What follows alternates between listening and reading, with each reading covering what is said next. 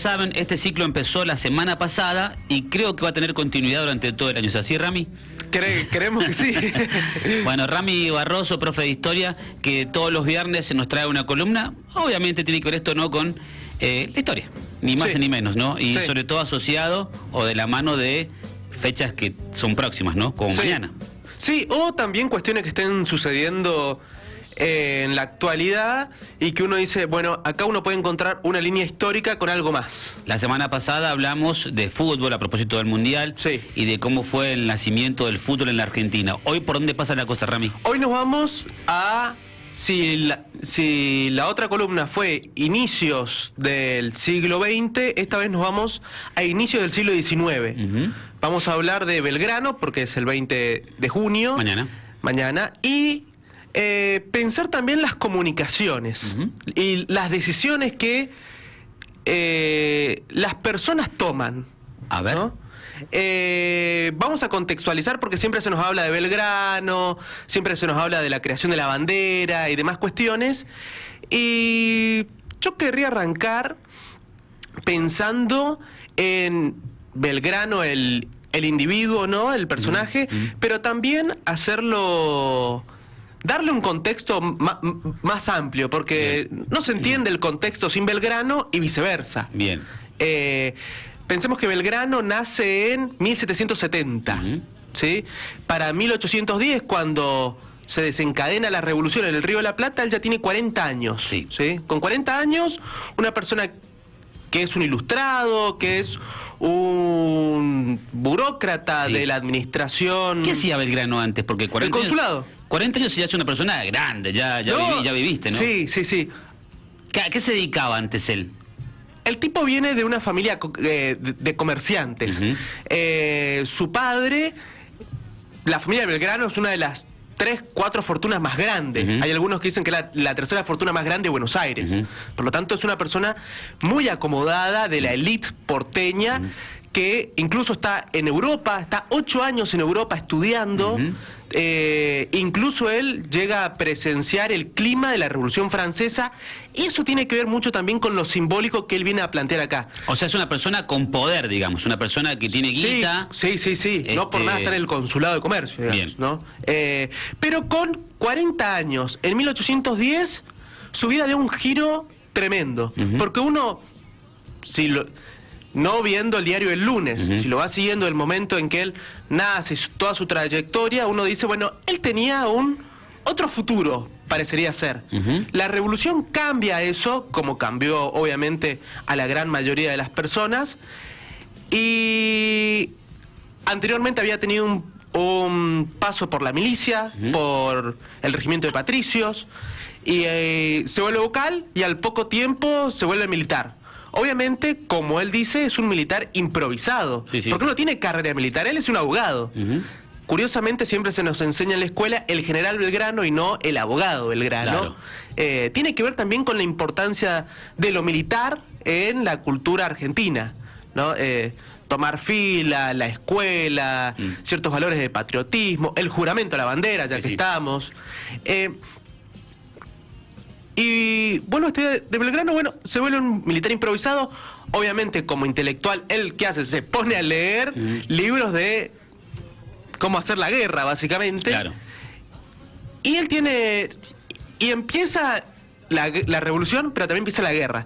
Y todas las guerras.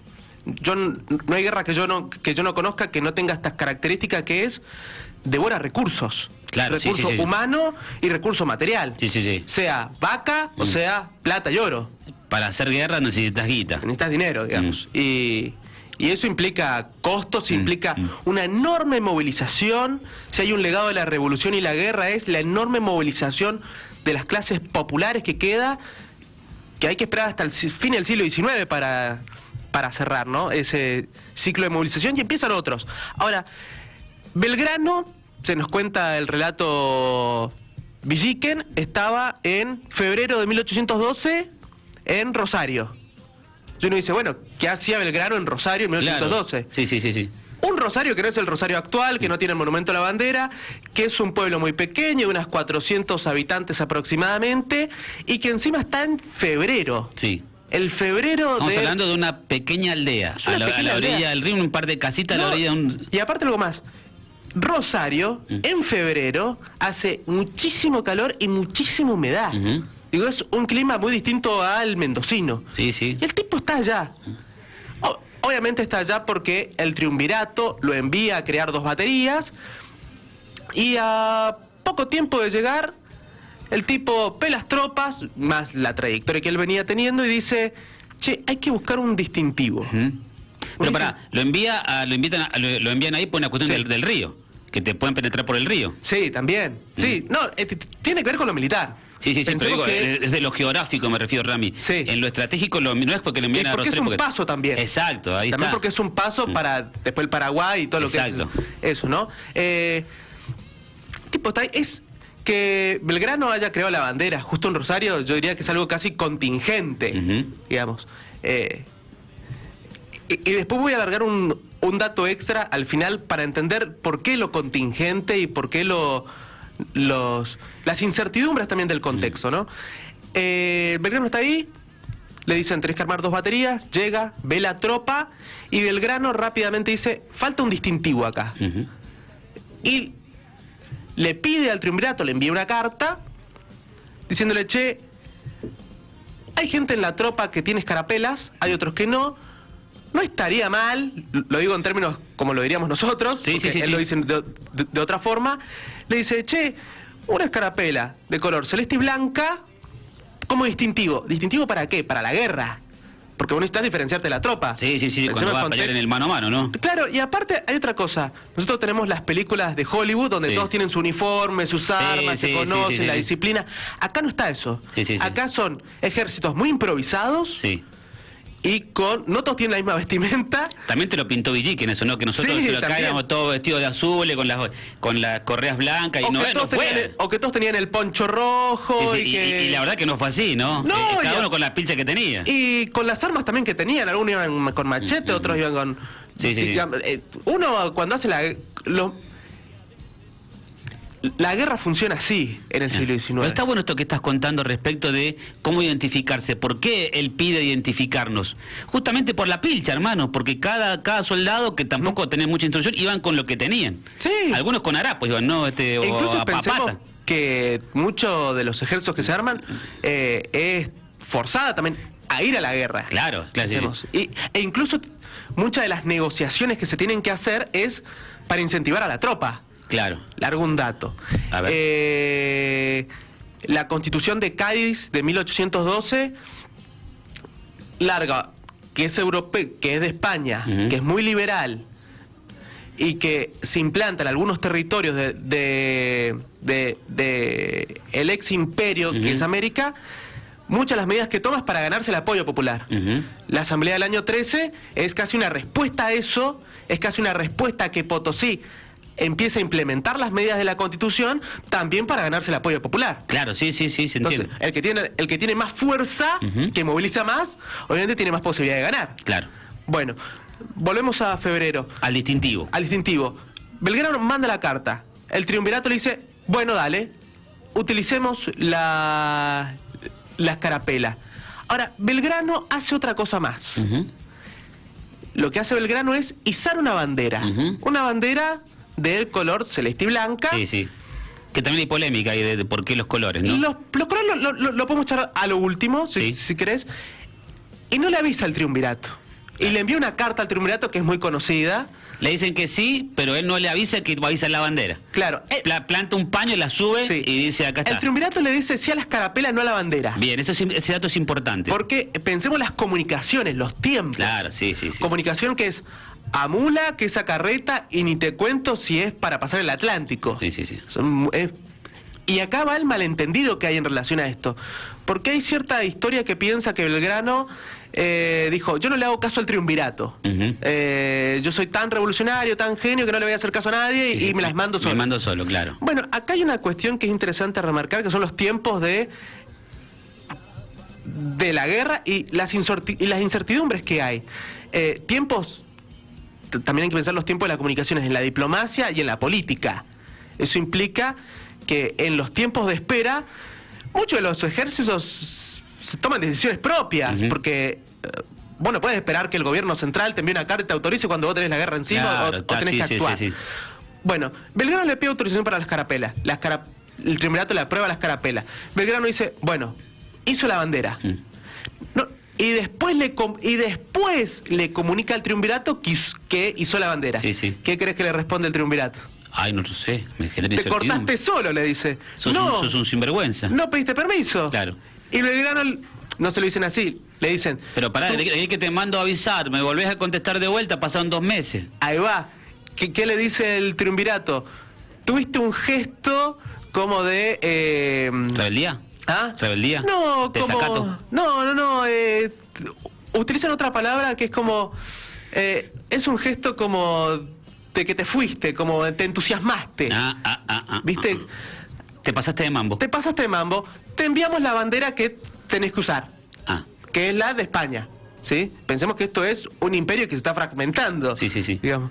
Pero a Belgrano esa carta nunca le llega. Esa carta donde le dicen, che, te pasaste de mambo. Sí. Porque cuando llega la bandera, Belgrano ya se había ido al norte. Claro. Y en Jujuy... A tomar posesión del ejército del norte, ¿no? Vuelve ahí de nuevo. Claro. Vuelve ahí. Y cuando está en Jujuy, él vuelve a izar otra vez la bandera el 25 de mayo en Jujuy. Y toda la ceremonia, esos rituales que se hacían, ¿no?